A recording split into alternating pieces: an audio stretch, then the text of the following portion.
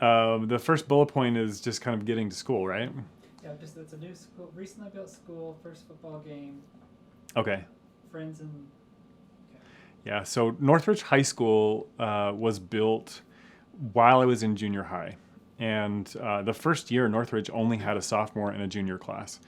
And I've got two older sisters. One of them went to Layton High School, which is just 3 or 4 miles away from Northridge.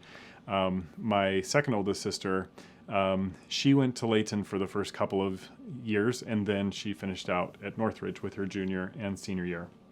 The first year it was open, they only had a sophomore and a junior class. And I remember for in terms of sports and things like that, like they were combining all these kids from like Clearfield High School and Layton High School, and they had to make this new school and new traditions. And it's really hard to do that, and to create kind of this new unity within a school. So they had a year to do that just with the two classes. And then by the time I was in high school, I was a sophomore, and then the rest of the classes were filled. And so once again, I was back in the same school as my older sister, Lindsay. And by then, we had progressed well beyond kind of a sibling rivalry. Maybe in elementary school, we had trouble, being nice to each other and things like that. I think by the time we were in junior high, I have some really great memories of her just being very kind and making sure that her friends were my friends. And that carried on into high school. I remember even before day one, she invited me to a brainstorming session with some of her friends who were the student body officers, and they were talking about what should we do for the assembly. And here I'm a sophomore at this table, just thinking, oh, this is the greatest thing. And I've got these new friends, and they became my friends, and they always treated me really great that first year, and such good examples too. I knew when I entered the high school that I didn't want to have an experience of I'm just going to chill here with my friends and try to avoid having to do anything extra. In fact, my mentality was, yeah, I'll deal with school, but I think the extracurricular is actually the key to enjoying this experience, and that's what I wanted. And my older sister Lindsay was great helping me with that. She was involved in the madrigal choir. And then a lot of her friends were involved in student office and in athletics and things like that. So I felt like I just had a lot of positive energy around me, and there was plenty of reasons to go and to support other people, whether it was an assembly or a football game or anything like that. And so here I am, I'm experiencing my first year of high school, and I remember going to the very first football game. It was at Ogden High. And Ogden High is like this old school. It's on Harrison Boulevard. I remember driving past it all the time. And I couldn't believe that I was finally like going to a football game. And the football players looked so big, massive, right? And here I am, I'm with all these kids, and I'm like, I wonder who I'm going to be having classes with, it was just really exciting to me. And of course, you're nervous and you're scared. And I remember probably the first person that I met that didn't go to my previous school, the junior high, her name was Shelly Griffiths, and she was the cousin of a girl that I knew that went to my school. And she was so friendly. And of course, under the football lights, she was just so beautiful as well. I was just like, wow, I hope we have some classes together. She was so fun. Anyway, and I don't remember what we talked about. I just remember, don't forget her name. It's Shelly. And do you think you'll be able to recognize her when it's not like the football lights, when it's just like in a classroom setting or whatever? Anyway, turns out, I think we did have a class together. And, there wasn't much of a story other than, it was like, hey, I remember you from the football game and that kind of thing. So anyway, that was a really funny memory. But like I was saying, being involved in extracurricular things was really, really important to me. I wanted to make sure that I was doing something. And my first inclination was, well, let me get on the basketball team. I had done basketball in junior high. I had been on the school teams in 7th and 8th grade. Didn't have great experiences, but I thought, maybe new coaches, maybe this will work. So I tried out for the basketball team, and it wasn't working physically. I just don't think that um, I wasn't as fast as I needed to be. I wasn't as big or strong. I was having trouble with my knee, which that turns into other stories later on. Um, but I remember showing up for that tryout, and I did well enough. And you go to the locker room after, and they post the list of people, and I see my name on the list, and I was like, yes, I made the first cut. And of course, there's more days full of the tryout, and then one day I go and I check the list, and I'm not on it. And as a 15-year-old, 16-year-old kid, it's like, well, great, now what? That was my plan. I don't know that I have a plan B, right?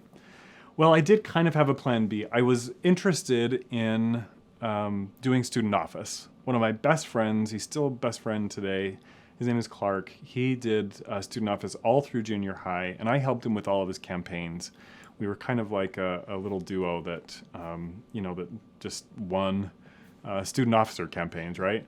Anyway, I thought, it'd be really fun to finally get into this. I'll get my Letterman jacket or my letter sweater, and I'll be involved.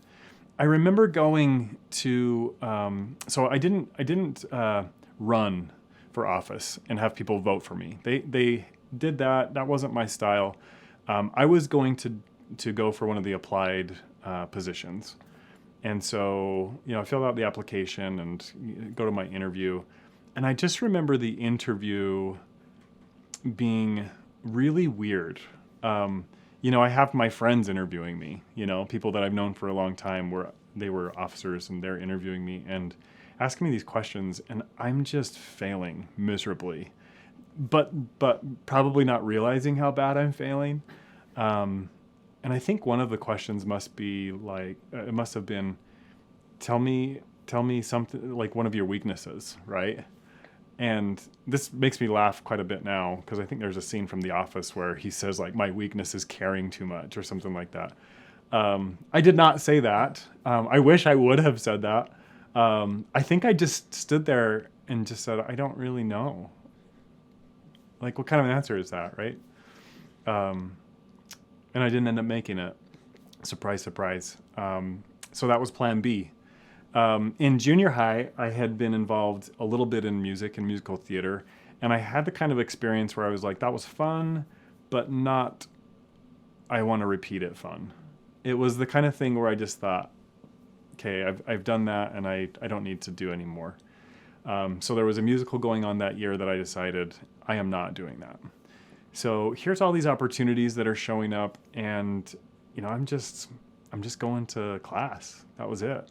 I had some art classes. My mom somehow, maybe it was a parent-teacher conference or something, she had talked to my teacher, and she said, I'm really interested in him developing as an artist. He's a really good artist. And my teacher saw that.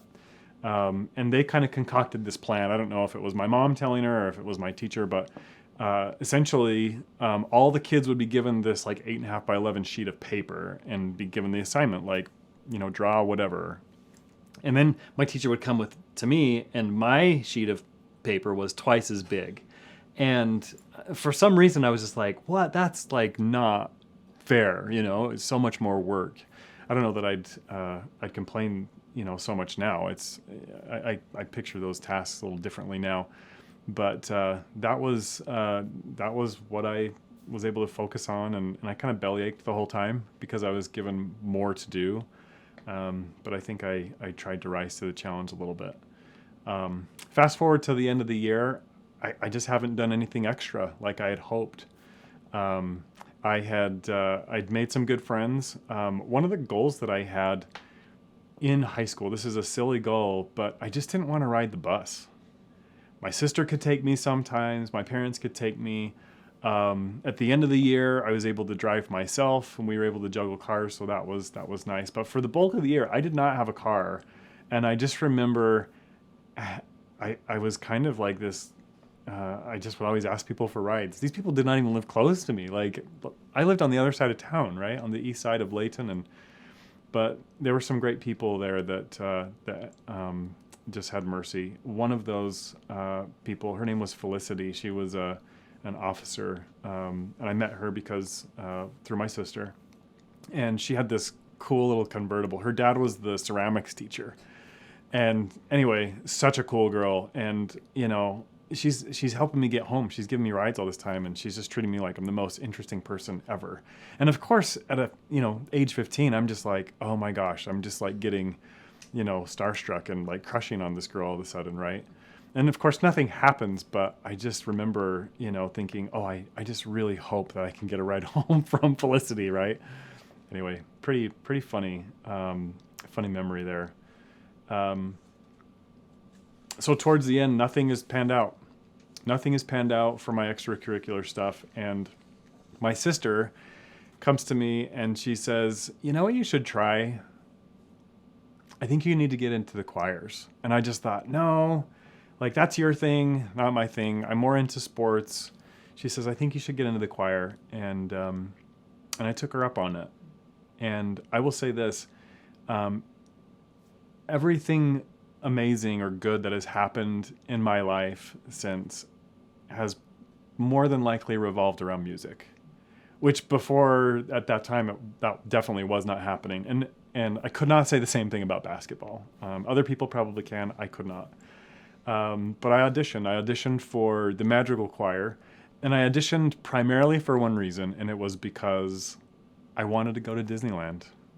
And because of the financial situation that we were in, my family, like I thought, if I don't take this opportunity now, I am never going to Disneyland.